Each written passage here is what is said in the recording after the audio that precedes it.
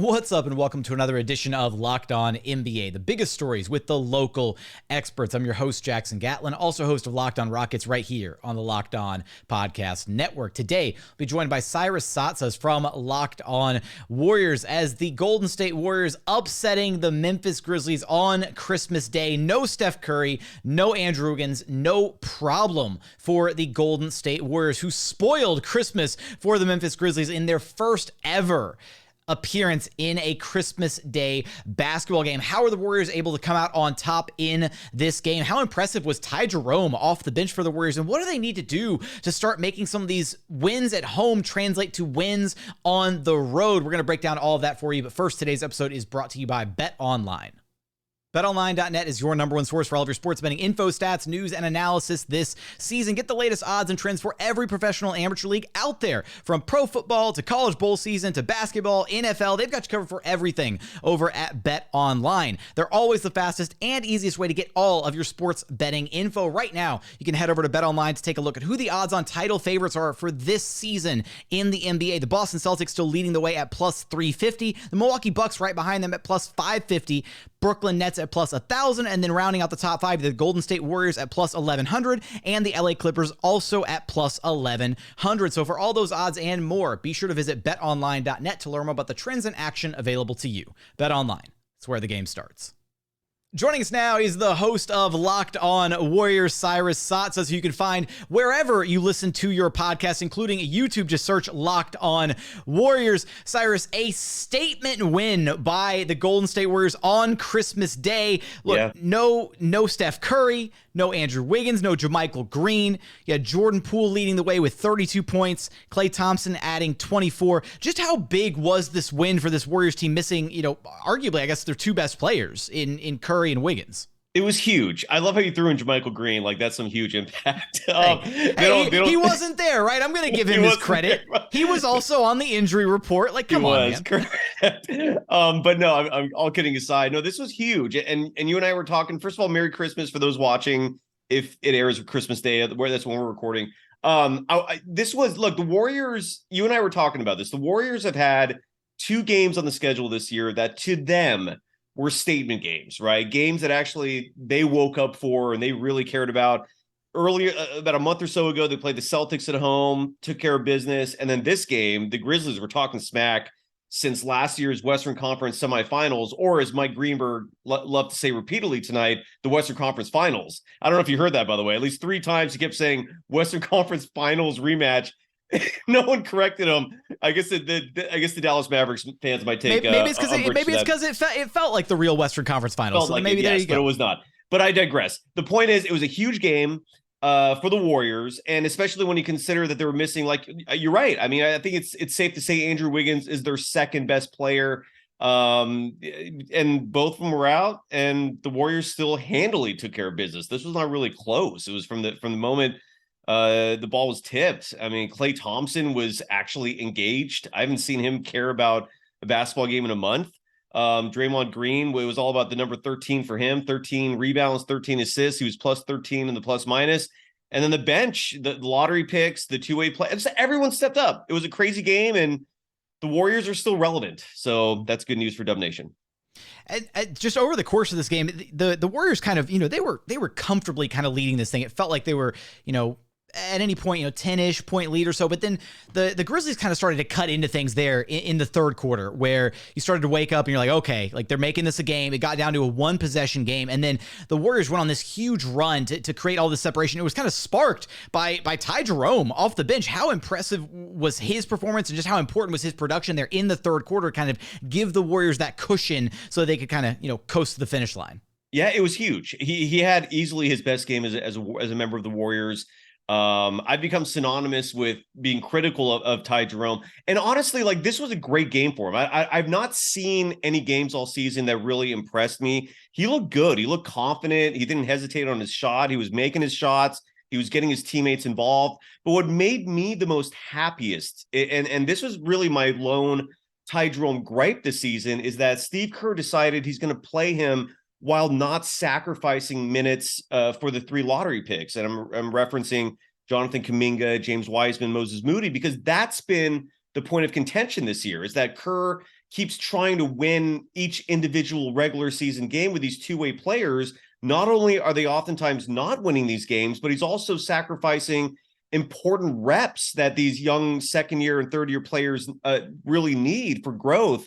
But tonight, the thing that stuck out to me when Ty Jerome was out there doing this, and Ty Jerome led the Warriors, and I'm guessing led the whole game in plus minus tonight with plus 23, is that he was doing it a lot of the time with those three players on the court with him.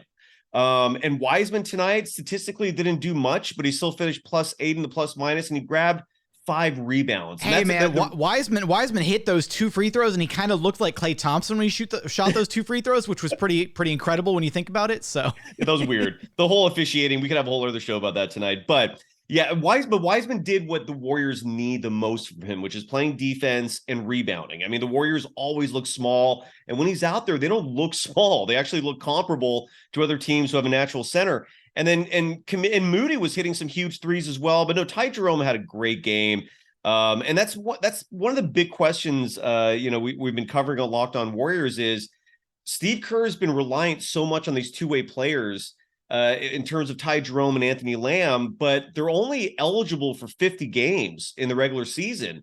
And that number's coming up soon. And myself and Kylan Mills, who I co-host with, and everyone else, we're very curious to know what the Warriors are going to do when this 50-game mark hits, because you either have to offer one of them a guaranteed deal, which the Warriors seem not willing to do, right? They have 14 of their 15 roster spots filled. They've left that 15th roster spot open. They've never said it directly, but all implications are it's for financial reasons. So you're only going to be able to sign one of them. If, let's say, Steve Kerr falls so much in love with one of these two players that he persuades the front office to give them a guaranteed deal, you can only do it for one of them. And very curious to see what happens there. But regardless, yeah, man, Ty Jerome had a fantastic game tonight. Jordan Poole and the pool party was raging, dude. I mean, he got ejected at the beginning of the fourth quarter and still led the team in scoring with 32. So great game for the Warriors. It was a very chippy affair between these two teams. You could tell that there's history there. These two teams, they kind of get up. They do enjoy playing against one another. Warriors just getting the better of the Grizzlies this go around. Cyrus, I don't know the last time we saw a team so utterly dominant at home, but then struggle so much on the road. Warriors are now, they've improved to 13-2 at home, just 3-16 on the road. What maybe needs to happen for the Warriors to start being able to translate some of their home success to the road? Well, and Mike Breen during the call tonight said that if this trend continued for the rest of the season, the Warriors would have the biggest discrepancy in NBA history in terms of a home record versus a road record, because I believe if my math is correct, they own the best home record in the NBA at 13-2, but then that road record at 3-16 is far and away the worst. The why of the discrepancy, I mean, part of it is the fact that the bench is filled with so many either young players or inexperienced players, and players like that thrive off a home crowd. And people have heard endlessly by now, I'm guessing, that the Warriors home crowd, whether it's Chase Center or Oracle in Oakland before that, they've always been passionate fans, knowledgeable fans. They bring the noise, and the players feed off that. I mean, there's no question about that. It is weird, man. We were talking off the air, and I tweeted this as well, that the vibe I'm getting from the Warriors this season is a very old school movie reference. The movie Wayne's World. There was a skit on Saturday Night Live. And in the first Wayne's World movie, Wayne is driving in his car with his girlfriend or soon to be girlfriend. And he's talking about how when he was younger, he had mono, and he didn't know he had mono. He thought he was bored, or no, he thought he had mono, and it turns out he was bored for a year. And the Warriors remind me of that. This is a team that I feel like so many of them are like, I haven't seen Klay Thompson wake up. He looks asleep on the court. He looks like a dead man walking, like Bernie from Weekend at Bernie's, just playing out there. But tonight he was actually awake for once. Cyrus, I'm cutting you off. No more pop culture references out of you for the rest of the segment. No, I'm kidding. Right. Go ahead. Yeah, that was a lot of them. There was all from the 80s and early 90s. So, but yeah, the point is that this is a Warriors team that is very hard to gauge because of that discrepancy. At home, they look like the defending world champions. On the road, they look like the Orlando Magic. No disrespect to the Orlando Magic, although that is disrespectful. the why of that is the theory is two 20-year-old players, a 21-year-old player, and the 3 lottery picks, 2 two-way players who are getting heavy minutes, and they're thriving off that home crowd, but they have not put it together on the road. And also, it's important to note too that the Warriors have had 2 long road trips this season. Like they had a 5-game road swing in the Southeast.